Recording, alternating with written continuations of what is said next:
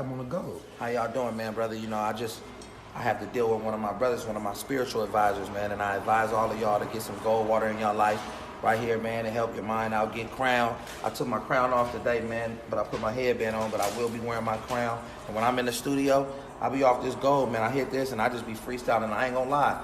At first I thought it was BS, man, but it really do something to you. It kind of elevates your thoughts to another level, and I had to do my research on it, man. So your gold water, make sure y'all go check this out. My brother, man, 19keys.com. It's serious. Goldwater.com. Thank you.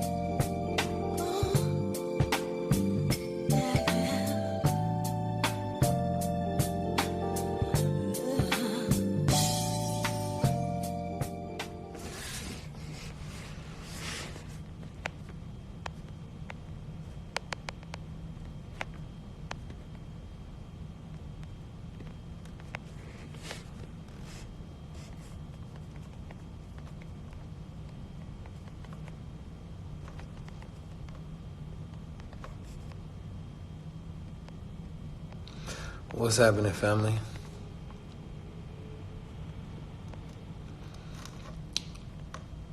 What's going on? What's going on? 19keys at gmail.com. Put that right there.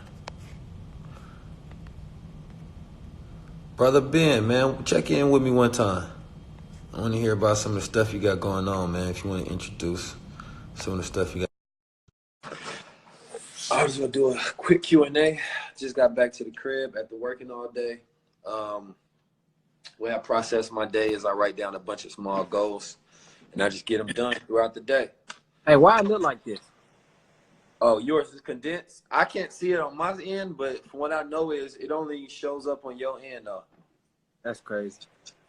Because it does that to me when I go live with people. I'm not sure why. What's going on, family, man? Man, shit, what's been going on with my good brother, man? Man, I've been working, man, getting in it, putting in this work, man, networking with some people, man, to help our people get access to, funding. The minister said adversity is the mother of creativity. So It's not, a lot of people have reached out to me over the years about fixing credit. A lot of people have reached out over the years about the importance of credit, but I never really had a reason for me to fix credit or to get into that. But I recently moved out my apartment, about to get into a home now, and I couldn't get into the home because I had student loans on my report. And so now that I got the student loans removed off my report, now I'm seeing the importance of credit. Now I'm getting with people who got access to funding. Now I understand how to get funding, how to get low interest rates. So now I'm pushing that out to the people, man, and just networking with different people who got access to these tools and resources so that we can help our people out. So that's what I'm on right now. So for those who have been emailing me, I'm creating a funnel right now. The funnel is going to show you my credit report, and we're from a 619 to a 670 in 2 weeks. Once I pay my credit cards down, it's going to be up to a 700 plus. Then I'm on the second funnel. I'm showing you guys a strategy of what you could do once you have the funding. Third is going to take you through the process. In the fourth funnel, which I shot today over there in Dallas, I'm going to be showing an actual testimony from somebody who got their credit fixed, got a home, invested, got funding, etc. So I'm putting all that together, man, and I'm having everybody email me at bookbrotherbenx@gmail.com with the subject line "Restore My Credit" if you guys are interested in changing your lives as well. Man, that's dope. Congratulations for one. It's funny because I was just thinking about that today on how I've been knowing a lot of brothers my whole life that have been giving me a lot of high science and spiritual advice. And some of these people have had businesses and multi-million dollars, but none of them ever gave me the credit game. None of them ever gave me the financial game. Out of all the stuff that they gave me, I'm like, why didn't y'all tell me this? It's amazing on how it's like, I don't get why like that aspect of them wasn't that important to tell.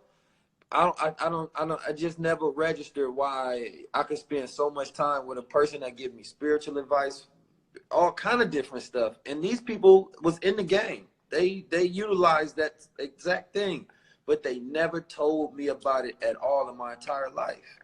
And Well, so you that's know, why. what I've learned is what our program that we building. I'll say this. I'm calling it the debt to investor program. So once we clean up your credit, we get you access to funding, and we're going to use that funding and put it in somewhere for you. Because if we give our people certain knowledge, it's almost like how Brother Malcolm said, we got to give our people, you know, the milk first. We can't just give them steak. Because certain people, we don't want to just be like the lottery where we give you all this money and then you go spend it on a new car or you go Right. spend it on some new shoes. Now you back in debt. Now we have made your situation worse. So what we have built is, okay, we have built the company. Aziz is our company. We got the trucking company opportunity. We got the Forex opportunity. We got the real estate opportunity. Now, once you get you funding, now we're going to put your funding in something to where you got your residual income instead of you just getting a whole bunch of money and spending it somewhere. Because sometimes we tell our people about credit and what they can do with it. They just going to go hell, get a whole bunch of loans and go buy jewelry with it. Nah, that ain't cool because the guy who broke down the credit to me in the game, to me, he was telling me like, Keys, you can get the funding, but just make sure you had a plan first because you know you got to pay stuff back. So that's what I've been working on now is like what businesses and what things that I want to invest in, because if I got to pay it back, I want to make sure that I'm putting it into something that's going to funnel and double and triple or whatever it may be. So for me, it's been like literally the whole thing I've been working on right now is where do I want to put the money in? Not even getting the access to it per se, because the game is there for you to get access to it. So it's like, nah, I don't even want to have the same habits that I did when I didn't have the money. I want to be prepared and funnel it and be responsible. Like, so one of my visions for 2020 is definitely I own the market for real estate and ownership. So I definitely want to, you know, have a couple commercial real estate properties and, you know what I mean, and also my own home. So that's like on the super goal list, and just more so continuously creating collaborations with my brothers such as yourself and Derek and Billionaire and everybody else, man. That's what been my goal. It's like I want to have this year of, yes, I said collaboration was the key, and I'm just going to show you all the different people I collaborated and how we made this shit work. You know, So honestly, that's what I've been working I on. think it's a good thing that you're now getting into the credit, because I actually appreciate that I didn't get into it early either, because the spiritual definitely has to be first. The mindset definitely has to be first. I've seen individuals come in and take on righteous principles, and then when the money came, it came too fast and they wasn't rooted enough yet. So Right. once the money came, they saw money, they saw what they thought was success, and they end up falling on the spiritual or the righteous principles, and then they didn't have a solid enough foundation, and then the money fell and the spiritual fell. I saw this Right. with two individuals within the last 3 to 4 years where this has happened. So for me, man, having the principles now, having the, you know, the spiritual development now, having to actually work, certain people not giving me the game, me having to learn on my own. Shoot, now that I got the game, shit, I'm solid now because I know how to get it on my own, and I got the spiritual Right. development now. I've been tried with money. I've been tried with certain different things.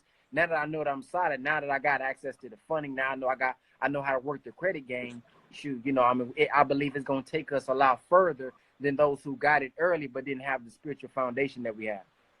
And see, you doing it the right way with giving people something to funnel it into. Because like I said, you know, a lot of people just sell the game to individuals and they give it to them, but it's like those same people go get it, they mess up. Now the credit game is built a certain way to where you can, you know, make mistakes, but what's the point of that if you can have everything adjusted correctly? So all you got to do is funnel it into a system. You know what I mean? And for the people that's on live, like even when you go through that process with them, you don't have to particularly, like you said, you don't have to have the idea. You can invest in somebody else's and make dividends off that, which is really the greatest because you can get to do less work. All you get to do is sit back and wait for a return to come in. So it's more so just responsible investment when you do actually get your money and you can start finding like for me, I don't mind. I think Gary Vee talk about, you know, going through the dirt. You know what I mean? Mm-hmm. I've learned in my life, I've never been afraid of hard work. The only thing I fear right now is making sure I don't do unnecessary hard work. You know what I'm saying? Like, I want to know what's the effective route of going it, because you're going to be working hella hard and be efficient as hell, only to realize somebody else doing it a much smarter way. So I don't want to be so bent on, oh, I'm a hard worker, so I don't mind getting into the dirt and doing it, but then only to realize this person over here was watching me the whole time like, fool, I got a much better way to do that. So I just fear doing unnecessary hard work. You know what? Man, I've been watching Robert Kiyosaki lately, and he even, you know what's funny, and it's just funny that he says if you use your own money, you're actually lazy. And when you really have to internalize what he means by this, because basically it's easy to go use your own money, but the wealthy people or the rich people use other people's money, either through credit, or they just go find a heavy plan or a good plan, a good real estate deal, and they go get the money. It's going to take time to go get the money. It's going to take you presenting the plan to go get the money. It's going to take you having a vision, making somebody believe in your vision for you to go get the money. And to me, that is, like he said, that's the best way, you know what I mean, to become wealthy. Like, you don't have to be rich. So all of you all who on here right now saying, well, Brother Ben, I ain't got 100,000, I don't have 50,000, I can't go buy a restaurant, I can't do this, I can't do that. Well, you do have a mind. So right now, while you don't have the money, while you don't have the finances, while you have the time, develop your mind, develop the strategy, develop the blueprint. And once you get that together, it's many individuals who got money. It's people who got money that they don't have. They got so much money that they don't know what to do with it. So they want to put it in you. They can put it in your mind. While they got all these millions of dollars and they golfing on a golf court, you in learning social media, you learning Instagram, you in with the people learning what solutions they need. They not down with the people knowing what the people need. So you provide that solution, hell, they gonna fund it. That's what we got to be developing, man, developing our mind, and we can go get access to the money. It's out there. And the banks want to give you the money. That's why they want you to put the money, as Brother Derek Grace talks about. They want you to have the money in their bank so they can flip it. Also, it's important for you to have real estate, because if you don't pay your money back on the real estate, they see your house as an asset. So even if you don't pay the mortgage or whatever, it's an asset for them. So how can we go in and get access to funding? Like, I just had a meeting today about some white people. They want to use black people to go gentrify the neighborhoods, like not even with their money. Like, they want you to go do it. These are things that we can be doing, and we do not have to use our own money. We can use the bank money. And how the bank basically works is, family, if you paying your credit card under 10%, they understand now, if I give him a $5,000 limit, he's going to use the money, he's going to pay it back. If you keep it under 10%, by 3 to 5, 6 months from now, you can go get an increase of 10,000. Let me see what he's going to do with 10,000. Then you may get 50,000. Let me see what he's going to do with 50,000.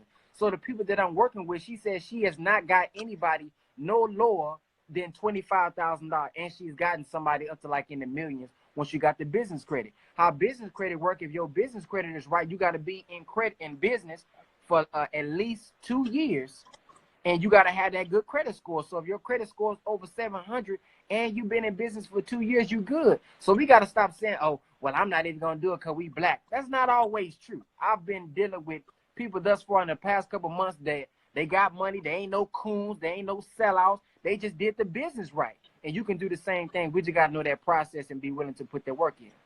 Yeah, I'm going to share something with you when we get off the live, too, what a brother told me about that. Because, you know, some game to be sold, not told. You know what I'm saying? But, man, that's absolutely true. I was making a video yesterday, and I was sitting in the living room, and I was asked the question, you know what I mean, like, what can a person do that's sitting where they are right now, and they saying, yo, but I ain't got this, that, and the third, and they, like, in a very down space. And I said, for one, you don't look at what you don't have. You don't look at your environment and your resources and start planning based on that. A visionary plans with imagination and wisdom, right? So when you talk about money, money is already made. It's out there. It's money. Like, I'm in an apartment building right now, and I'm sure like it's about $1 million surrounding me in cash right now. The question is, how do you get access to it? So when you said a person is lazy when they're using their own money, that's because the money is out there. You ain't got to use your own. It's like, are you willing to go through those steps, right? Because when a person tell you something and then they give you the steps, then up to you to importancize that information for your long-term vision. But what ended up happening, the person be like, well, that money ain't coming tomorrow. I don't feel like doing it. You know what I'm saying? So and so to the credit of people that told me about different credit, they never broke it down to where they gave me the steps. They never gave me the smarts, but they told me about credit. They just never gave me the game. Because when you give a person the steps, then you give them a vision like, oh, I can see myself going through the first step, the second step, the third, and the fourth, and then I'll be done. But then not only but it sounds magical to a person who ain't been through it before. Like, I can get access to $25,000 to $200,000. But then when you show them a person that done did it, and you like, oh, this is real. So it's people that have that vision, that 20/20 vision, is saying that you can see stuff before. That's perfect vision. You can see it before anybody else can see it, meaning that you can see it 20 feet away. But then there's people who have even better vision. They can see it 20/10, 25, 20/0 or whatever. But then you got people that's 20/40. They got to get closer to see it. So those visionaries, they saying that I ain't got to have the resources, but I see what I can create. You might not know, you can't see it because I'm trying to describe something that only I can see because my vision is better. So you have to believe in me in order for you to invest in my vision. But once you see it, you're going to be like, oh, okay, I see the whole time what this brother was trying to produce. That's why I'm telling people, don't wait to 2020 for one to wait to 2020 to do anything. For me, that's the year of perfect vision, where you want to see everything that people have been planting these seeds, the ideas, their workings, their business for 2019 is going to be right in your face. And it'll be like, oh, I see what them brothers was doing. When you could have just believed and invested into yourself or them and produced their own vision as well. Yeah. And the way I see the game is, well, I'm trying to think about a different way that I can start to present it to them. It's almost like selling drugs in the streets. Like, you get fronted something, and then you go sell it, and then you give it back. And as long as you can continue to go sell it and give it back, then you may get a little bit more. So I'm going to be looking at some stuff tonight. I got some basic knowledge, but it may be different in 2019 how things are being ran. But it's almost like the dope game, if you ask me, about how somebody can see potential in somebody. They front on some dope or whatever. Once you go do it and you're able to give it back, man, he may give you a little bit more. That's pretty much what the credit is. How your credit is in the streets, or how your credibility is with somebody based on your word, that's the same way it goes in the credit game. Right. And just knowing that game, and man, how so many people been doing. I've been looking at YouTube videos, even and it makes me really appreciate Brother Jay Morrison a lot more, because now that I'm in it and I understand it, I can say, damn, now I get what he's teaching. I get why he's saying this is so important, because he was saying the other day, man, if you got access to $100,000 in funding, two other friends got access to $100,000 in funding, and y'all go get into real estate, what could y'all do with that? You can flip homes, you can get an investment home. What could you do with that? So just cleaning up your credit, man, it's just so powerful. I even got a sister who said you can rent your credit card out.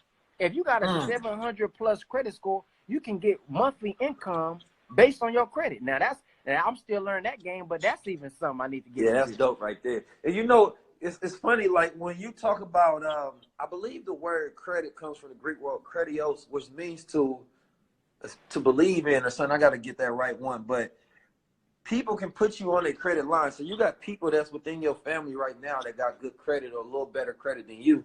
They can put you on a credit line, and even if you mess up your credit, it doesn't go on to them.